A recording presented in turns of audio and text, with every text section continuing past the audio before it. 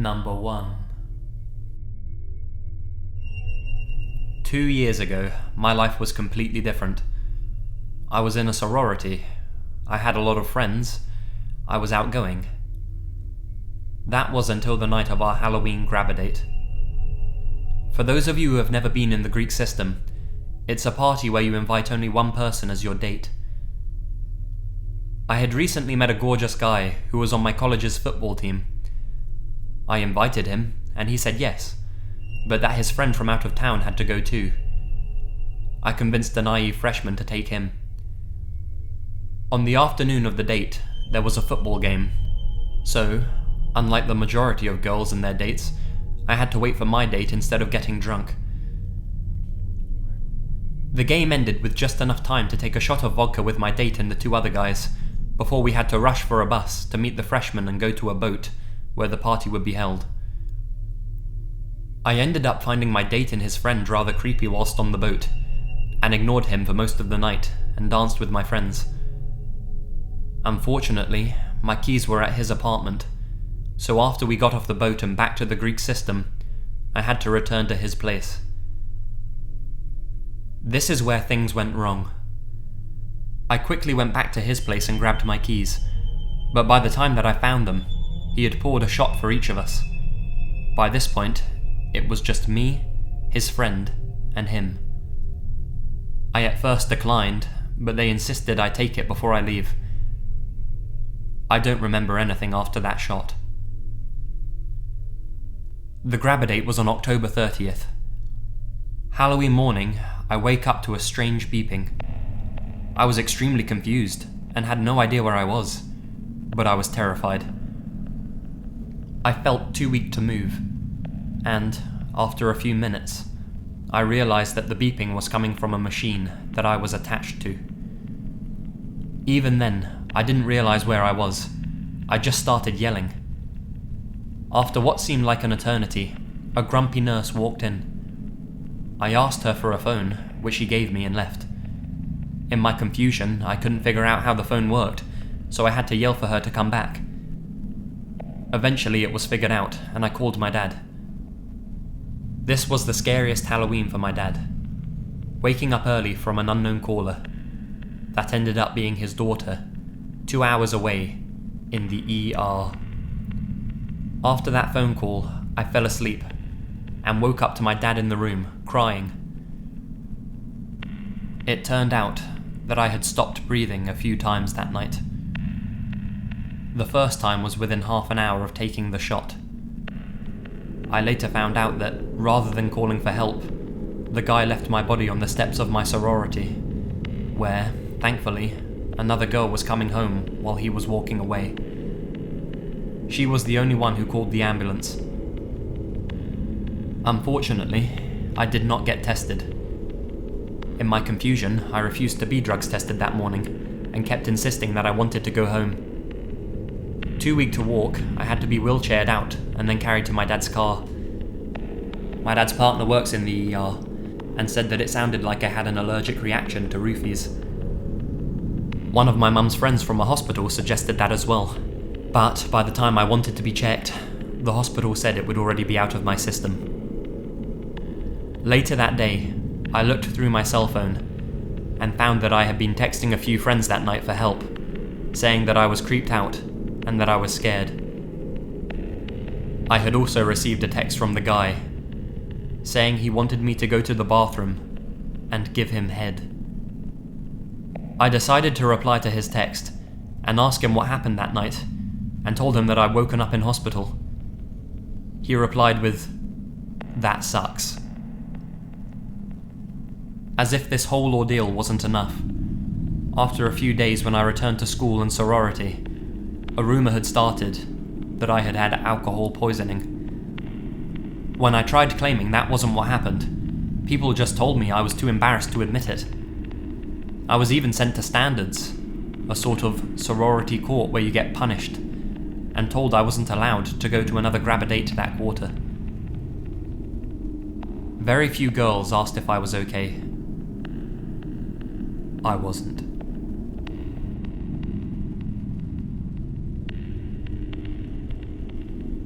Number 2. I'm a woman, and I met a guy on Match.com, which I joined as an attempt to tiptoe back into dating after a very painful divorce. He sent me a message saying my profile was intriguing and he would love a shot at meeting me. I looked over his profile and quickly deduced that he wasn't a match. He had written a long message about his passion for football and annoyance with women who didn't understand, and he claimed to be a devoted Christian and a staunch conservative. I'm neither of these and don't much enjoy hearing about either. I politely declined his request for a meeting, and this seemed to only egg him on. I'd say, "I don't meet any of your clearly articulated criteria," to which he'd reply, "Maybe you're worth opening my mind a bit." We went back and forth for a week or two, with me insisting we weren't right for each other and him playfully arguing that I was too interesting for him to let me get away. He said he'd become accustomed to women throwing themselves at him. Apparently he's some sort of successful business owner and semi-pro ball player, and he found my reluctance sexy and endearing. I'll admit, I was flattered by his persistence and impressed by his confidence, so I finally agreed to meet at a restaurant for dinner. He was decent looking, although a big hulk of a fellow, and he came across as intelligent, witty, and confident in person. He said he was recently divorced and had a 3-year-old daughter. He seemed nice enough, but I really wasn't feeling a spark, and after a couple of hours began to find his self-assurance somewhat obnoxious. For reasons I still don't quite understand, I nevertheless agreed to join him for ice cream after our meal, and accepted his offer to drive. We live near the coast, and somehow he talked me into pulling into a parking lot near a public beach to chat and finish our ice cream. Although I didn't really think it would work, I let him kiss me. What can I say? It had been a while. And when it got a little too hot and heavy, I stopped it and said I was ready to head back to my car. He started whining and begging me for sex, saying that I couldn't just leave him turned on like that. At first I laughed it off, but he grew increasingly desperate, telling me he was about to explode. "Can't you just suck it or at least give me a hand job?" No, I said. "I think it's time to go, now." He got all frustrated and annoyed, like he was offended that I'd been willing to kiss but unwilling to fuck him, and I started to get pretty nervous. That's when he whipped it out of his pants and proceeded to masturbate, right there in the driver's seat. I was too relieved that this massive dude hadn't tried to rape me to feel scared, and I had to force myself to look away, trapped in a combination of absolute horror and fascination. He sat there stroking away enthusiastically, moaning about how good it felt while I pressed myself against the passenger door, trying to stay as far away as possible and looking around for potential help in case things got any worse. When he was almost finished, he said in a breathless voice, "Where do you want me to put it?" When I didn't respond, he continued, "Where should I come? Can I put it on your tits, or can I at least give me your hand?" I ignored him, so he let it loose all over the steering wheel of his truck. "Oh my gosh, I'm so embarrassed," he said. "I can't believe I just did that, but you are so sexy I couldn't help it." Then he casually asked me to pass him a napkin from the glove box so he could clean up his mess. I probably should have just run away, but the empty beach at night seemed more dangerous than this now spent perv, so I let him take me back to my car.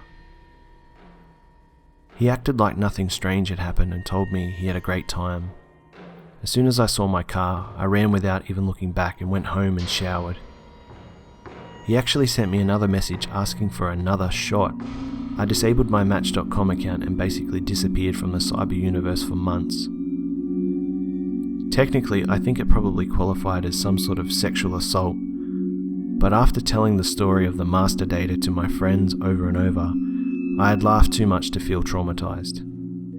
A few months later, I was eating pancakes at IHOP with my new boyfriend, now husband, and I spotted the master data eating with a woman and a 3-year-old girl. Both of them were wearing wedding rings, and from the look of panic on his face when he briefly made eye contact, I feel pretty sure he was married the entire time we corresponded. After what I'd let him get away with, I was very tempted to go over and ask him if he's whacked off on any first dates lately. If only the kid hadn't been there.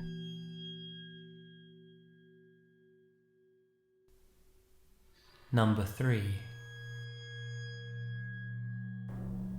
When I was 22, I lived in a semi-hip, semi-sketchy part of Brooklyn, known as South Williamsburg. I lived in a 2-bedroom apartment with a lesbian roommate named Tony, who I didn't get along with very well, and I regularly went on dates with guys I met online. Most of these dates were nothing to write home about, but then there was the time I met Dave. Dave and I agreed to meet for a few drinks at my favourite bar, which was called Barcade. This bar was amazing because it had dozens of American microbrews on tap, and because the entire large space was filled with 80s arcade games, which were all still $1 a play. I'm talking Miss Pac-Man, Galaga, Space Invaders 1942, Tapper, Gauntlet, you name it. What I didn't realise is the decision to meet at this particular bar possibly saved my life. So I met him at Barcade, ordered a beer, cashed in $2 in quarters, and challenged him to a few games. We started out having fun, playing in turns and cheering the other one on. But after a few rounds of Punch-Out, he started getting antsy. A lot of, do you want to take this back to my place, and let's get out of here, etc. I blew him off and didn't think anything of it at first, since I still had quite a few quarters left and just thought he was anxious to get into my pants. I finished my beer and ordered a second, which is usually my limit for sobriety, seeing as I'm quite small. Then my favourite game opened up. I excitedly ran for it, put a quarter in, and I sucked. I just couldn't time anything right. I kept missing my cues and didn't make it past the first round. This was weird, since I pretty much lived on this game, and beat anyone I challenged on it. When I mentioned with wounded pride that I'm normally not this bad after only one beer, he started to get even more incessant. No, seriously, let's go. This place is too crowded for good conversation. Let's go somewhere quieter. I didn't understand, since we'd only been there for about half an hour, and I was interested in having some fun, but I also wanted to get to know him first. I again insisted on using my quarters, of which I only had 2 left. I put another one in the game, determined to kick some ass, and this time not only could I not make it past the first round, but I had trouble even holding onto my joystick correctly. This is when I started putting 2 and 2 together. I realised I was in a really bad situation, and I needed to play it cool, so I did what any normal 22-year-old would do. I excused myself to the bathroom, and proceeded to flip the fuck out. I called my roommate, and begged her to come and get me. We only lived a few blocks away, but she was at her girlfriend's house in Park Slope, about a 15-minute cab ride, and was in the middle of a date. I begged her and offered to pay for not only their date, but also the cost of the cab, and finally she agreed to come and get me. While I waited, I just hung out in the bathroom, getting more and more freaked out, losing more and more of my fine motor skills as the minutes went by. As women came into the bathroom, I kept asking them to check if he was still out there. For the first 20 minutes, he was. After that, people kept coming back and saying he was gone. I still didn't feel safe leaving the bathroom though. I stayed there, on the phone with my friend in North Carolina, waiting for Tony to show up. After an hour, she walked in and carried me out of the bar. I was able to walk with assistance, so it was more like a leaning carry if you can imagine that. She was still upset with me interrupting her date though, so instead of taking me back to the apartment, she took me to a gay bar nearby, the Metropolitan. I got parked on a chair for the next hour while she partied with some friends, I think. Honestly, my memory of this is a little hazy. I just know we were there. All I remember next is waking up in my bed in the middle of the night, but having crazy cramps and spasms all over my body, and not being able to control it. Then, I don't remember anything else until the next morning, where my only remaining symptom was a really bad headache. I never heard from Dave again, although I did get a phone call 2 days later from a blocked number, where a woman yelled curses at me for 30 seconds before threatening to kill me and hanging up. I don't know why, but I'm convinced the two events are connected. Either way, that's my story. I was drugged, but not raped, and I am forever thankful.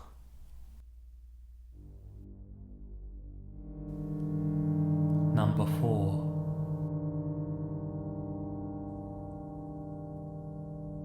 I grew up next door to this kid. He was a typical little boy, and I was a typical little girl, but we found common ground with less gendered toys like Lego and eventually PlayStation. We spent almost every afternoon together from age 3 to 12. My family moved to another state after that, and we lost touch. Even with the lens of childhood innocence in place, I feel the need to emphasize that his family were, give or take, normal and fairly affluent. Years went by. I'm in my 20s now. I usually ignore Facebook friend requests from people I don't see on a regular basis, but I made an exception for Luke, my childhood friend. He messaged me out of the blue and told me that he still lived in the same city, in the exact same house on the street where we grew up. That was a little odd, sure, but the memories came flooding back. Luke and I had a few conversations about Elder Scrolls and Marvel movies and Formula 1. His only profile pictures were of his car and his dog, and all his Facebook posts that I could see were about gaming, so I had no idea what he looked like and just figured we had stuff in common. The tone of our conversations changed. I wrote off the initial inappropriate comments as jokes, bad humour, and when it came to his flirting, I told him straight up that I wasn't looking to date or sleep around with anyone. He asked me out several times anyway and sent me a lot of Facebook event invites to parties at his house. He didn't seem to ever be inviting many, if any, other women, just me and a bunch of guys. Basically, he had no idea how to make a prospective female friend feel comfortable or safe entering his social circle. There was no way I'd go over to his house, but eventually he wore me down with nostalgia and I agreed to catch up with him for a drink as friends. The non-date rolled around on a Friday evening, pretty early. I waited to meet him on a busy street that we were both familiar with. There were a lot of bars in that area, so I wasn't worried we'd lack options. When Luke arrived, I suddenly understood why he didn't post pictures of himself on Facebook. For reference, I'm 5 foot, 98 pounds, only because I was an extreme skinny fat at the time. No muscle on me at all. Luke towered over me by at least a foot. I'm so close to the ground anyway that I have trouble estimating height. He was about 50 pounds overweight, and just a big guy in general, with a shaved head and covered in what looked like biker tattoos. I didn't want to judge on sight, since I have friends who are really into alternative fashion. I also know some metal fans with objectively scary tattoos, and they're the nicest people in the world. So, well, I was surprised but not freaked out. I couldn't identify the tattoos for what they were. Later this same night, he lifted his shirt to show me some more obvious ink. He takes the initiative and says he's leading me to his favourite place. It's a short walk and down some stairs to a bar that I don't recognise at all, and although it's a Friday night, the place is completely dead. We're the only people there, aside from the bartender. We order a couple of drinks and I don't let him pay for mine. When I'm out with friends, I always buy my own drinks, and I wanted to emphasise that this wasn't a date. Even if it had been, I would have paid for myself because I don't like accepting gifts on a first date. I want to sound out how I click with that person, and I don't want anyone to try and use a bar bill or a meal as leverage with me. It does happen. I don't want to owe strangers anything. Not a smile, not a conversation, nothing. I already wasn't 100% confident I'd even feel safe sipping this drink. Over the course of that one drink, Luke starts telling me his twisted values in detail. It turns out that those were genuine neo-Nazi tattoos, and one of the reasons he'd wanted to ask me out was because he knew my family and that we were, and I'm quoting here, really white. Then he started complaining about how the last girl he took out was part black and how he found out. You can probably guess that he didn't say black. I was beyond repulsed by this point. He was getting agitated just talking, without me saying much at all, and that was scaring me. Honestly, I did want to explode at him, but I know that anger makes people like him get even more hostile. I was afraid to fan the flames, so I kept the neutral and answered as calmly as I possibly could. I told him that I'm not a racist if I can help it, that I didn't agree with him about any of this and I didn't know anyone who would, including his own parents. And I reminded him again that this was never a date. Then the double asshole, real prince of a guy, he says, "Girls always say no to me, until they say yes." I said in my own head, is this real? There's a part of me that thought it was all just a practical joke. We were at a booth, not sitting at the bar counter, so he was basically spouting all of his hateful shit with complete impunity. I had the sudden thought that if other people could only hear the crap coming out of his mouth, he'd get kicked out into a fine paste. I felt so alone. He'd set us up so that my handbag was under his jacket, on his side, next to him instead of next to me. I would need to reach over him to get it and leave. I probably sat through an hour of him nursing that one drink, empty glass soon enough, and explaining his thoughts on life. In a way, it was just pathetic because his ideas didn't seem thought out, and you could tell no one usually listened to him for as long as I'd been listening. He couldn't begin to justify himself. He was getting worked up and aggressive in a way that's hard to describe. I wouldn't say he was getting off on making me uncomfortable, but there was probably something about having an audience who didn't seem to know how to shut him down or escape. I was thinking about exit strategies. I know you can't fight hate with hate, so I just kept telling him in a calm way that I'm completely disagreeing with him. He threw in a couple of dumbass points about feminism too, with the implication that I didn't have the right to contradict him. He also tried to make me confess to hating Indians, like he could bring me around to his way of thinking and then convince me to date him once we had that in common. Spoilers, we do not have that in common. That's when the touching started. He moved his hand up my arm and around my neck, and I shrugged him off. The second or third time I moved away from him, trying to touch my leg or anything around there, he just grabbed my arm and squeezed it, bruising almost, proving a point. That was the absolute last straw, and I knew I had to get away, no matter how badly he reacted. I think because I'd been so calm, he read my pulling away as shyness, and his idea of dumb girl modesty. He let me go to the bar to get another drink. I took my purse out of my handbag, just the purse, so I hoped he'd think that I wouldn't leave without the rest of my stuff, and beeline to the bar. I quickly explained the situation to the bartender, told him I was scared and asked if there was another way out or something. That was my second or third, or maybe fifth, huge mistake of the night. The bartender laughed in my face like it was the funniest thing in the world, and said, "Just go, he probably won't follow you." So I had to leave by the front door, up the stairs in plain view from the booth, and run. I didn't look back at any point, but maybe the unhelpful bartender had a kind of point, since Luke either didn't follow me or wasn't able to keep up. Still, thanks for nothing, bartender. Looking back, I'm sure they were probably good friends actually. I blocked Luke on Facebook, but not before he got my number, and he texted me every day until I changed it.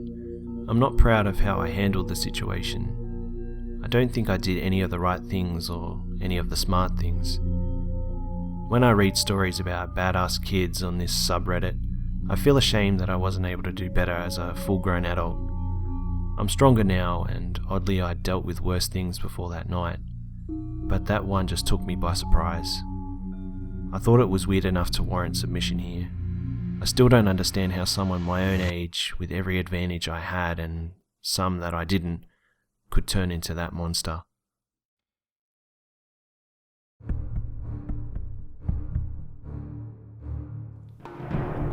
Hi guys, Lazy Masquerade here.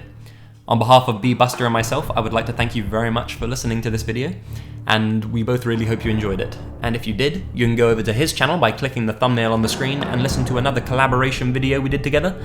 This one's about the deep web and other internet stories, true horror related stories obviously. And we really think you'll enjoy that one, so go over and let us know what you think on the video.